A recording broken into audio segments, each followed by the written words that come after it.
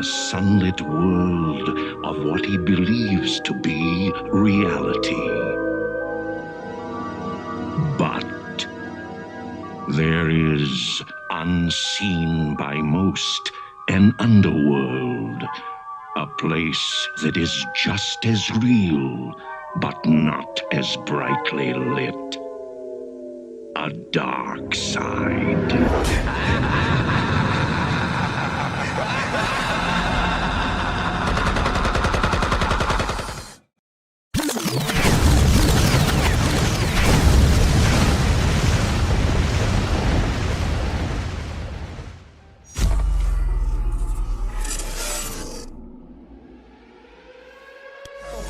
Inbound to immediate shelter. This is not a drill. Esto es una emergencia. Reaction notification message. This station has interrupted its regular program at the request of During this emergency, most stations will remain on the air, providing news and information to the public in a time area.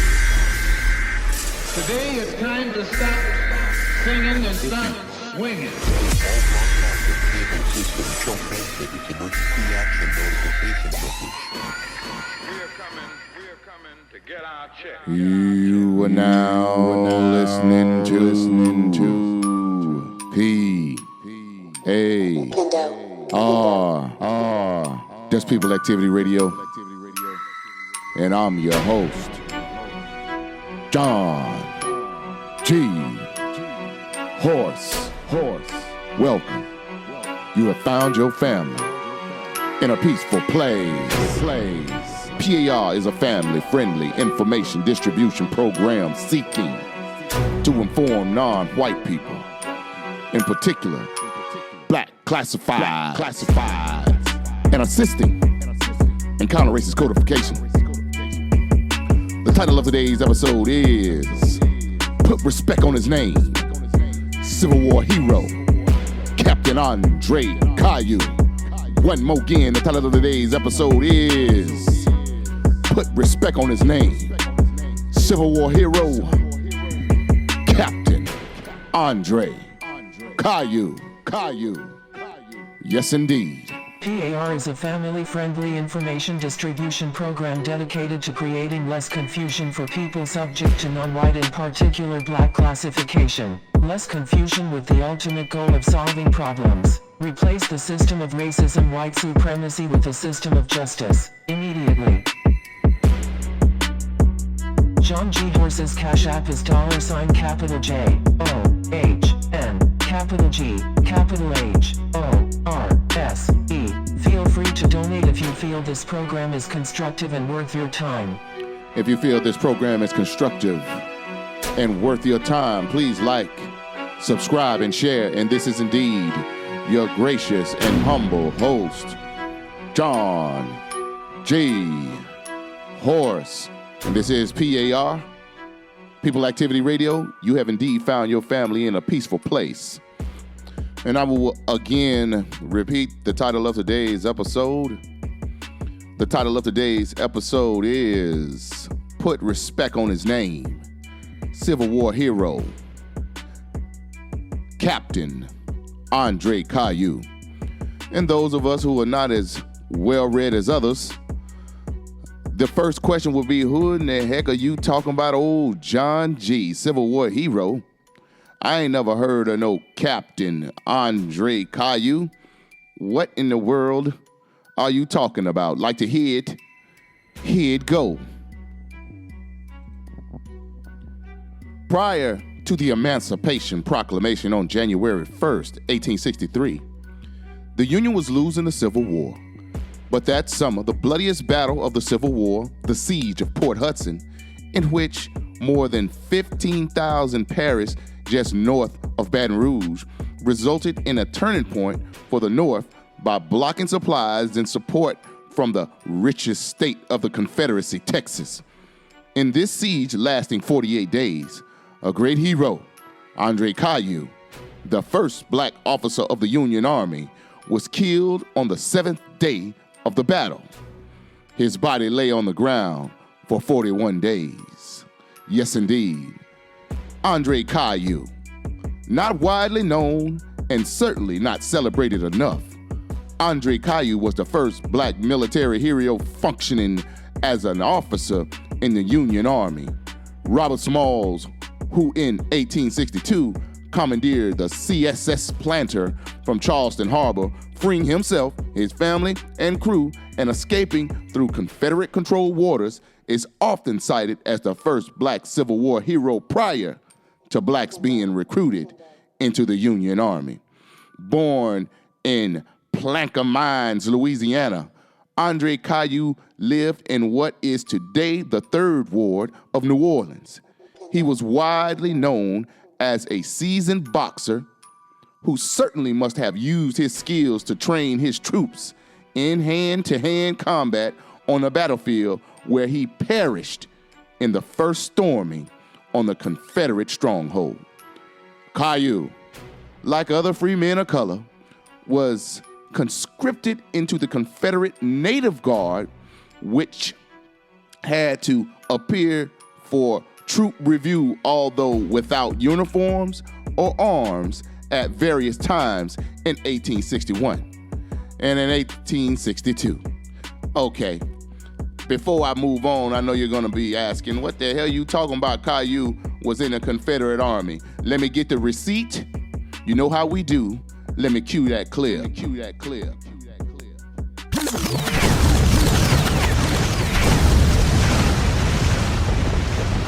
Confederate States of America 1st Louisiana Native Guard, 1861 to 1862.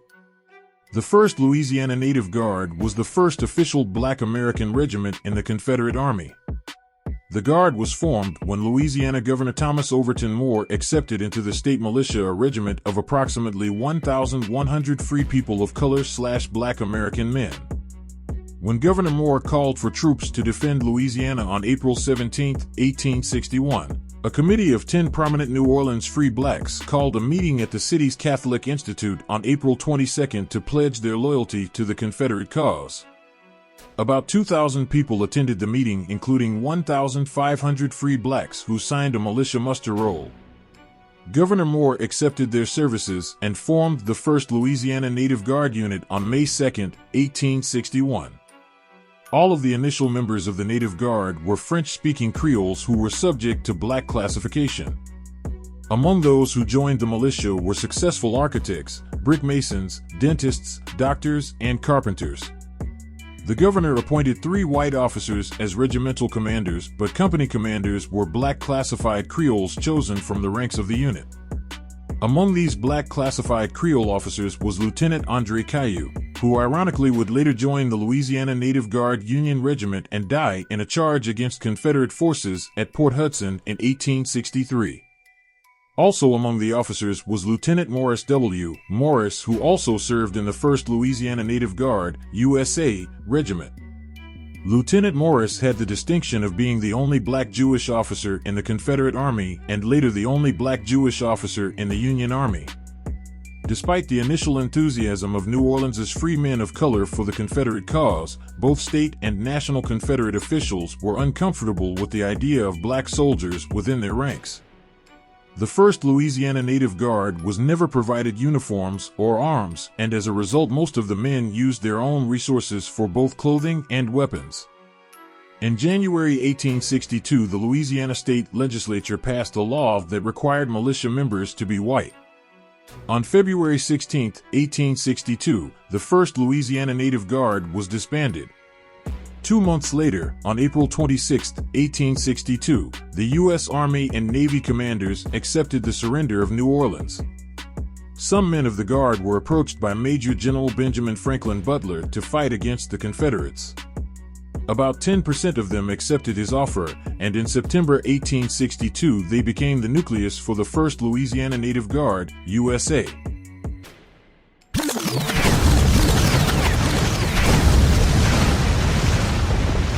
And there you have it. Let's move on. Let's get back to the text. Cailloux, like other free men of color, was conscripted into the Confederate Native Guard, which had to appear for troop review, although without uniforms or arms, at various times. in 1861 and 1862. Under the eyes of the masters, these events became celebrations of the black classified Creole community of New Orleans, like social control measures today. The repressive environment created by the slave owners was used to police the black classified Creoles, where their few privileges were maintained only by constant public expression of loyalty to the system. However, those in this class, like Cailloux, a cigar maker, used these gatherings as opportunities to organize. At this time, Andre Cailloux rose as a leader and organizer, ultimately taking these regiments to fight for the Union at Port Hudson. Imagine the precarious position of the black classified Creole community in New Orleans at the time. It numbered approximately 11,000 people in a city of 100,000. Many had become so-called free men of color after purchasing their freedom, as in the case of Cailloux. His wife, Felicie, also became free when her mother purchased her freedom along that of two other siblings of free people who could potentially be helpful to the colonial powers. The colonial powers attempted to give these free men of color just enough privilege to drive a wedge between them and those in full bondage. But that plan didn't work, and among the black classified Creole communities, leaders emerged, participating in many significant military battles. The long-standing struggle for higher education for blacks predated the Civil War and was implemented by the first and only black governor of Louisiana, P.B.S. Pinchback. Southern University today is part of that initiative.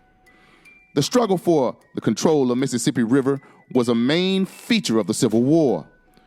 The Union victory of the siege also meant control of the Red River, cutting off east-west Confederate supply routes. By controlling Port Hudson, the Union effectively took control of the Mississippi.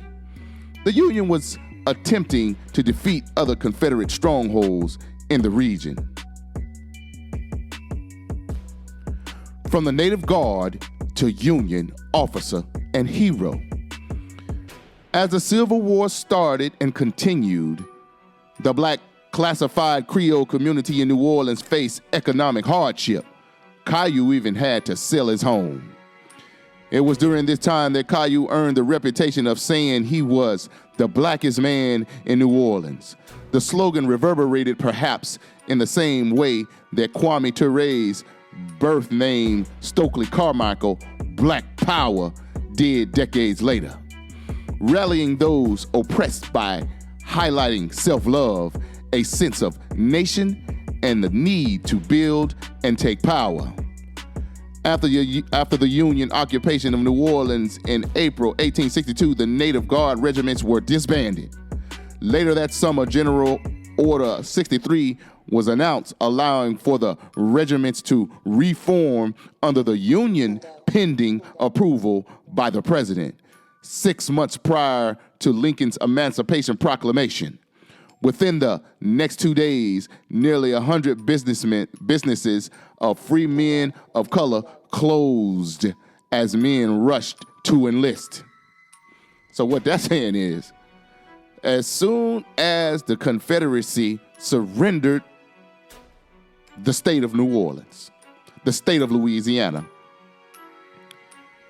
those people subject to black classification who were willing to defend Confederate state Louisiana because they had property and assets that was in their best interest to keep. They had no clue that the Union would honor or recognize them as landowners and educated blacks. So from their perspective, defending the state of Louisiana was defending their best interests. Unfortunately for the Confederates, and I say that facetiously, they had no whims. They had no intentions on allowing free men of color not only to be armed, they had no intentions on training them, supplying them with weapons, and or putting guns in their hands and allowing them to defend the state. They just wanted to keep eyes on all the military-age men so that they wouldn't infiltrate and overturn. That being said, when the state of Louisiana, and in particular New Orleans, the city of New Orleans, surrendered, those very same men that the Confederate States of America ignored, mistreated, and was squeezing away all of the set-asides that they had accumulated over the years of French rule, Spanish rule, and then later the United States rule. See, the United States did not have the loose flexibility that the Spanish and French rule had for quote unquote black classified Creole, or as they call it historically, free people of color. Once the United States came into control over the state of Louisiana, and in particular the city of New Orleans, if you're white, you're all right. If you're brown, stick around. But oh brother, if you're black, get back, get back, get back. It was not a loose racial system. If you were non-white, you basically was subject to black classification, and that meant you wasn't gonna be able to participate in government. You were not gonna be able to own the land. You were not gonna be able to walk around educated, negotiating contracts and going to court against white people. As soon as the Confederate States removed themselves from the Union, those free people of color was gonna get that work. That's what was gonna happen. And they knew it. And they started to plot, and in particular, Captain Andre Cailloux started to plot on how to get into position to prevent that. So let's get to this infamous siege of Port Hudson and the work that the Black American troops put in, led by Captain Andre Cailloux. When the Civil War began, Cailloux organized Company E of the 1st Louisiana Native Guard, a unit of 440 black classified Creoles who became the first black troops to be accepted into service in the Confederate Army. A fake acceptance. They were not armed, they did not have uniform, they did not have training. They were just being surveilled, or the Confederates were keeping an eye on the military-age black men in the state, in the city of New Orleans. Cailloux received a commission as captain. Never used in battle by the Confederates, Company E remained behind when Union forces occupied New Orleans in April 1862. Within weeks, Union General Benjamin F. Butler persuaded Captain Cailloux and the 1st Louisiana Native Guards to join federal forces. Now, they used persuaded loosely. These folk been trying to put in work to defend their interests. These were landowners, business owners in the city of New Orleans. All they wanted to do was defend their right to own land, and have justice produced. Now, whoever was allowing that to be true, they was ready to sign up. And again, I get emotional when I'm reading this stuff, because in between the lines, you're looking at bravery, honor, in spite of conditions that seem insurmountable by people who were non-white, subject to black classification. In particular, we're talking about New Orleans, great and mighty giants. The 1st Louisiana Native Guard, led by Captain Andre Cailloux. Let me get back to the text. Initially, Union commanders, like their Confederate predecessors, used the Louisiana Native Guards only for garrison duty, digging ditches and stuff like that. You understand what I'm saying? By 1863, however, President Abraham Lincoln's Emancipation Proclamation was in effect, and the United States military officials now actively recruited Black American soldiers. In May 1863, Cailloux and his men were sent to Port Hudson, one of the two remaining Confederate strongholds on the Mississippi River. Now, when they were sent there, they wasn't sent to come from no flank. They were sent to Port Hudson to go right smack dab in the middle, in the sight eyes of all the artillery that the Confederates had at Port Hudson, meaning a death mission. There was a high probability that you wasn't gonna leave that battle alive because they was the bait. It wasn't no easy from the flanks like the white troops was doing, while the blacks was taking on the meat of the fire. Again, this is a very, very inspiring story. I apologize. Let me get back to the text because I know y'all don't want to hear me hooping and hollering because I know y'all got things to do and I got things to do. So let me get right back to the text. On May 27, the Louisiana Native Guard were ordered to attack Port Hudson in their first significant combat engagement on a death mission. Captain Cailloux and his men understood that this engagement offered them the first opportunity to demonstrate that black troops could measure up to any white troop and prowess on the battlefield. As Captain Cailloux led his men into battle, a rifle ball had shattered his arm below the elbow, causing it to hang lifelessly at his side. But he refused to leave the battlefield. He led his troops forward in the face of heavy Confederate fire.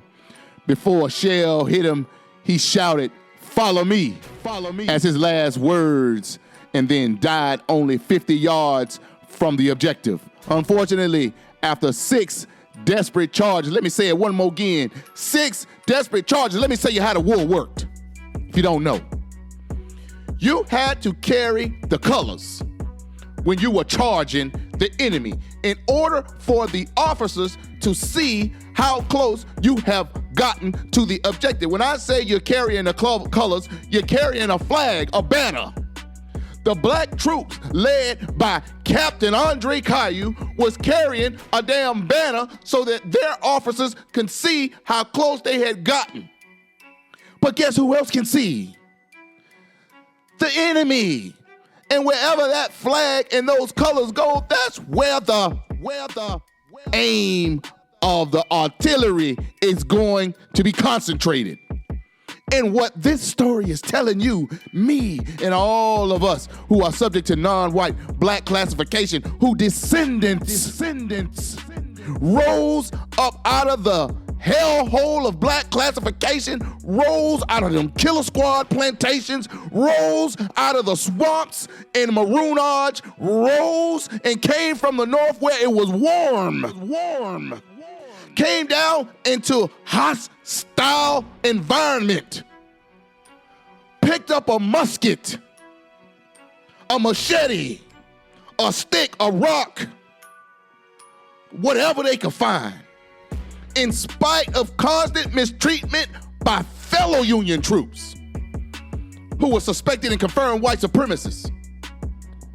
And they laid their lives on the line in order to produce justice in what they perceived as fighting for something that was in their best interest. At the time, they were told that they were not going to be mistreated and justice was going to be produced upon the victory of the Union forces.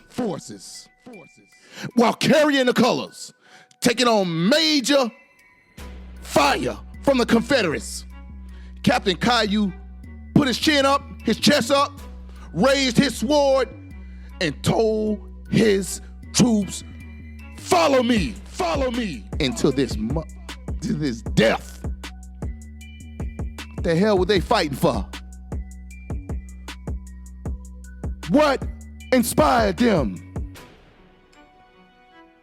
We are the living results of their sacrifice.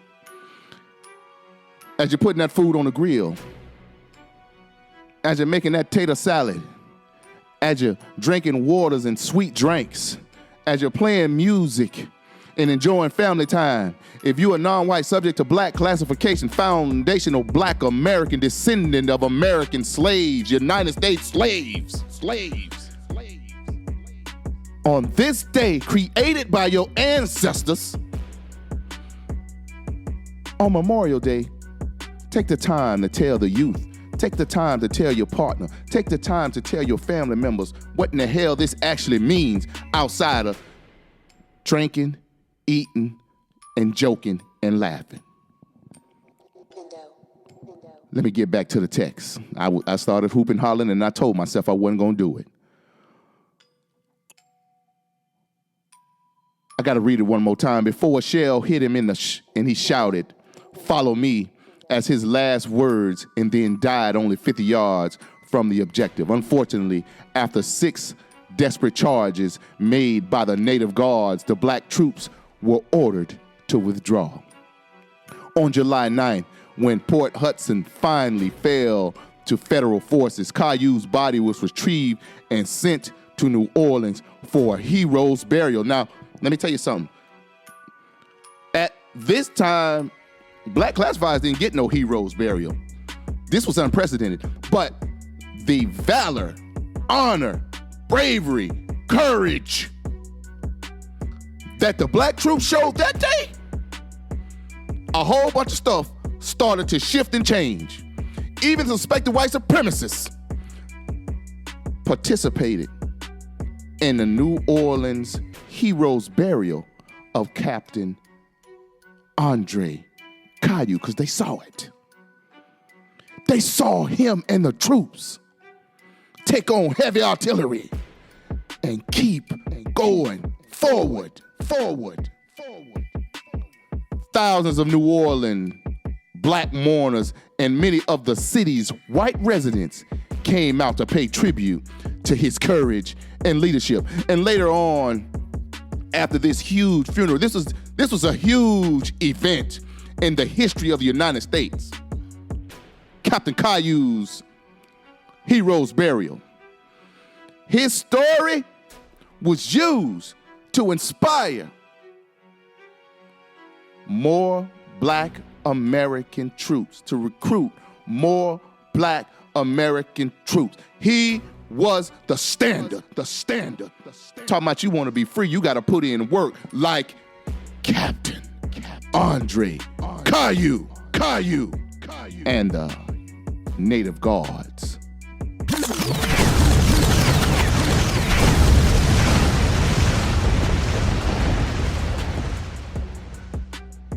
Since its founding 150 years earlier, New Orleans had never seen anything like it. Immense crowds of black residents, including members of 30-some mutual aid societies, thronging Esplanade Avenue for more than a mile to witness the funeral procession of Andre Cailloux, and foundational black American Union captain who had fallen during the initial assault against Confederate ramparts at Port Hudson, 100 miles upriver from the Union-occupied city. The charge was prelude to a protracted siege, a downstream complement to U.S. Grant's more famous strangulation of Vicksburg. For 6 weeks, Cailloux's body rotted in Louisiana's liquid heat as rebel sharpshooters repulsed Union burial details. Not until Port Hudson surrendered on July 8th were Cailloux's remains retrieved. By then, the only identifying mark was a ring on a skeletal knuckle signifying his membership in the Friends of Order, a black self-help society he had helped found. A former slave and self-employed cigar maker who had gained his freedom in 1847, Cailloux exemplified the complexities and cohesiveness of New Orleans' multi-ethnic and black classified community of free people of color. Residing below Canal Street, they were artisans, boarding house proprietors, and small shopkeepers for the most part. They owned property. A few accumulated real wealth. They established schools, chartered mutual aid societies, sponsored cultural institutions. Cailloux, who was melanin dominant and proud of it, stood tall in this community. He was one of the early organizers of the first all-black Union regiment to fight in the Civil War, the 1st Louisiana Native Guards. Cailloux's body lay in state on a raised platform in his New Orleans fraternal hall, his sword and uniform resting on the American flag that draped his casket. 2 black Union privates assisted the abolitionist priest Father Claude Pascal Maister to deliver the last rites of the Catholic Church because the city's pro-Confederate archbishop threatened with excommunication anyone caught ministering to self-liberated freedmen. 2 companies of the 6th Louisiana, colored, regiment de Hearse. 6 black captains of the 2nd Louisiana Native Guards served as pallbearers. And playing the dirge accompanying the procession to the Bienville Street Cemetery where Cailloux was laid to rest was a white regimental band from Massachusetts. The immense outpouring of black respect sprang from the deepest wells of gratitude. André Cailloux's martyrdom in defense of foundational black American liberties and universal human dignity was instrumental in transfiguring a war for union into a war for freedom. It also radicalized this distinctive community, girding them for the no less challenging fight for equal citizenship that lay ahead. Now that's either true or it's not true. And I hope I have contributed to less confusion. And always remember, keep learning and stay codified.